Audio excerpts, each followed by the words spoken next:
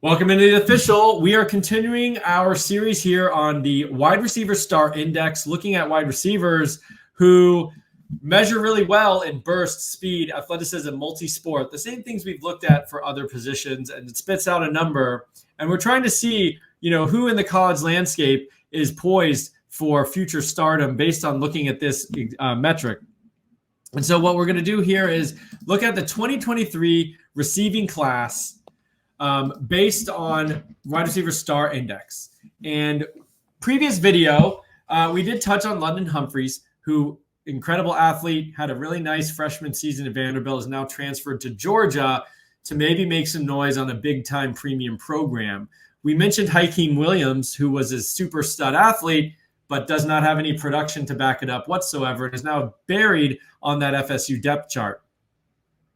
The first five guys we kind of touched on because they were on the last video, but Darrell Gill Jr., I briefly mentioned, avoided year 1-0 at Syracuse with kickoff returns. Now, is he poised to make a jump? Did you guys ever look at Gill Jr.? Matt, I'll call you first. I don't remember really evaluating this guy as a prospect, but he scores really well on this metric. Yeah, I believe he just barely made my top 50 wide receivers in that class. He's someone that kind of popped up on the radar late with his really impressive track and field numbers. Still a really skinny wide receiver, though. I think he's still in the 160s, and he's like 6'2", Yeah. 6'3". Yeah, he's very skinny, so, still want to see him put on some weight and stuff like that. But I think he could still be a pretty productive college receiver. Not really someone I'm looking at for NFL too much, just because he's kind of a one-trick pony, just mostly a deep threat guy. Okay. How about Junior Sherrill, David? We love Vandy. We give Vandy, commitment, or Vandy offers a little extra bump because we've kind of come to like their process. They seem to appreciate these really athletic guys. Another guy I don't remember talking much about, Junior Sherrill, but this was before we really had this metric where we based a lot of stuff on. Do you know anything about this guy? Year two potential there at Vandy if they have a quarterback at all? I mean, it's hard in that context, I think. Yeah, he's sort of I think he has a little inside-outside flexibility. I think mostly like a flat slot size profile, pretty much. I think he's like, they finally updated the roster, so I think he's like around 5'10", 186 or something. I can't exactly recall, but he actually did stuff as a freshman, which is a good sign. So I know it's Vanderbilt, and so it's not like, obviously doing something at like Alabama is much more notable, but he did have 20 catches for 293 yards, 3 touchdowns, and he actually gets carries as well too. So he's good with the ball, but really shifty. Actually, Alfred, I think you'd like his high school tape because he's one of these shifty guys that's real quick and stuff.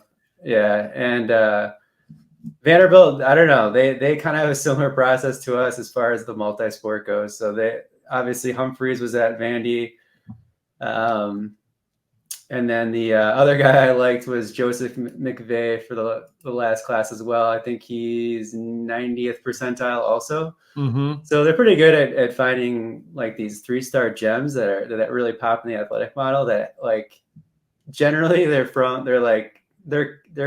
They're usually raw. So you just gotta kind of cross your fingers and hope they develop. We know that honestly the best time to learn route running and everything seems to be in high school. Like if you don't know by then, you're actually already behind the curve a bit. So I don't know. Hopefully they can catch up in that regard, but certainly interesting from an athletic angle. Yeah. And you got Harbor, stud athlete. I mean, actually, it was surprised he wasn't higher on this particular metric because can I explain why? Yeah, please. So he obviously has fantastic size and speed, which he definitely gets him up to that 94.4. Only 2 sport athlete, so it does not like that. He gets docked a little bit there. The model always likes to see 3 or more, and he only has testing in one area, speed. We don't have any jumping numbers, any lifting numbers, any agility numbers. So only having testing in that one category also docks him down a little bit as well. Okay. Well, that makes sense. And I think it's just interesting that everyone talks about such a great athlete, but when you put the star index, it's maybe not quite as impressive. And now he's kind of buried on the depth chart. They brought in a couple transfers in South Carolina. He is not listed on the two deep, or no, he's two deep, but he's an or, I think, and a second stringer. Little concerning there. Maybe he's not great at change of direction. It's just a little bit of a mystery. Still can dream on upside if he can learn the technical aspects of the position. Two guys I wanted to bring up, incredibly low on the star index, like borderline will never make it low. Malik Elzy was a consensus 4-star. He went to Illinois. He was unfortunately a year 1-0. And I think you can probably write him off if you were hoping he was going to be some kind of dude. Seems like not necessarily the case. And then you have Jacoby Lane, who actually avoided year 1-0, looked pretty nice actually, and is a big tall guy. We didn't love him that much, and now he comes in. That is not a typo. 0.9 star index. Matt, you have any hope for Jacoby Lane here? Looking at this star index, I mean, that's just not viable, even if you say, okay, lower rankings can still produce. I was the only non-Jacoby hater of the three of us. So I'll just like to put that out there. Best ball skills in that class. Okay. But yeah, not an athlete. Kind of hard to depend on him for any NFL upside. Like David said at the beginning of the show, we don't necessarily put a hard stopping point other than like 50%, because just under that, there just aren't very many NFL viable guys unless you're an elite route runner that just has a great feel for the position. It just doesn't really happen. Lane is good. He's a good wide receiver. He's a solid route runner. He has fantastic ball skills. But and who knows as well, because we can always get better testing on guys. These aren't their scores forever. Guys can get more athletic in college, so. He feasibly could hit that 50 percentile mark still. So you never know. All right. So a little incremental improvement there. Maybe Jacoby Lane becomes viable. I think right now there's probably people excited in the Devy world about Lane after his pretty nice freshman season, his interesting measurables. I mean, he's a big, tall guy, but that's a pretty brutal score there, like well below anything that you could even kind of say is viable at the NFL level. Let's switch it to 2024. These are guys just getting onto campus now. And an interesting guy at the top, 99.6. That is certainly an elite star index score. Jerian Graham, who wound up at, I believe, South Alabama, if I've got that correct. We haven't gone this deep in our we didn't even go that deep. Jerian Graham, did you guys see any tape on him? Anything to say, Matt, on Jerian Graham? Like, should we be keeping an eye out for this guy, or? He gets a big boost for being a 5-sporter.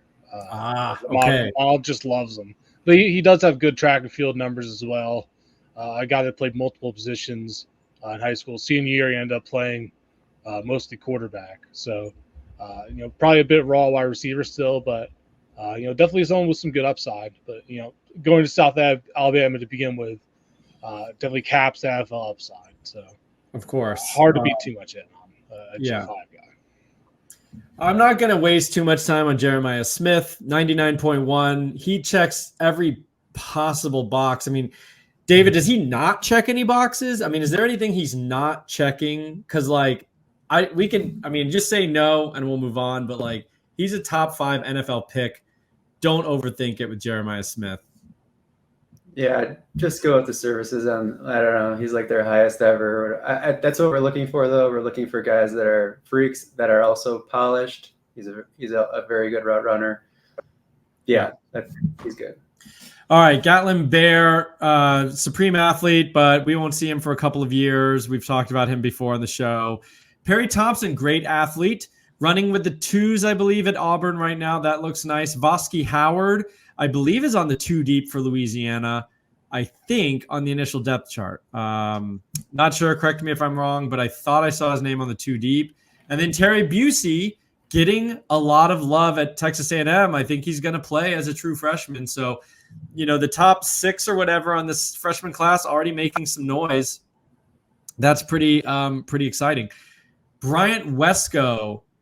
I think it's interesting. It comes with this star index because watching Wesco, you don't get blown away by a lot of athleticism or, acrobatic stuff, but he just seems like a good receiver. I would not be shocked if Wesco is one of these guys who's got a low star index, but becomes very good. And they're already talking about him, competing for a potential starting job at Clemson right off the bat.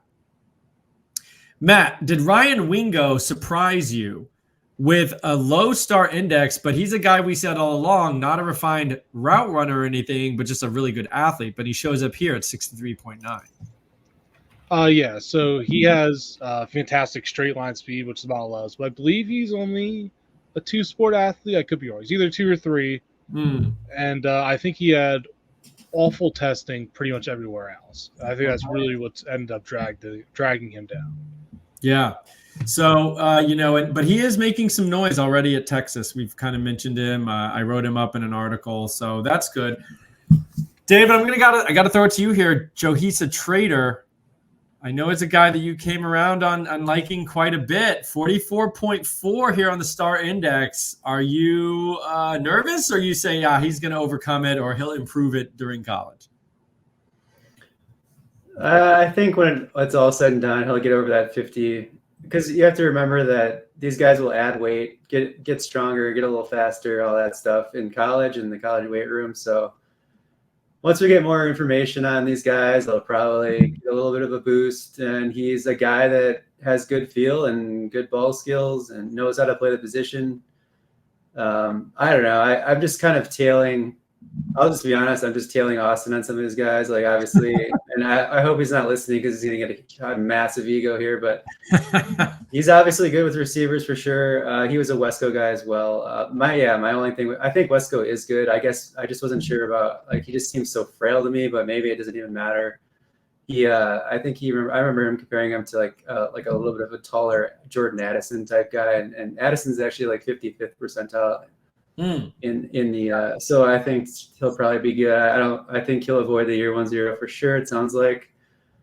So yeah, I think Wesco, Trader, guys that know what they're doing, think they'll be athletic enough to day 2 guys or whatever, maybe even higher. Who knows? All right, I think I think Trader is in that Wesco area. He comes across a little more athletic, on tape. Just kind of how he moves. But I think it's another, technically sound guy who maybe is not going to pop in all these metrics, but is a good receiver. And I think in this, honestly, this is the metric, or this is the position where I'm more willing to, believe that he's good despite a bad star index. Whereas the other positions, I'm a little bit more like, he's probably not going to make it. Amari Jefferson, I wanted to bring him up. He's going to Alabama. Big, kind of that big jumbo athlete that we've looked at, but then his score here is not very good, and didn't strike me as a great prospect. So I think Amari Jefferson, I'm not too excited about him, to be honest with you guys. He's a 4-star headed to Alabama, so kind of a landmine. So that was the 2023 and 2024 freshman classes, wide receivers. We are going to then look at 2025. Stick with us.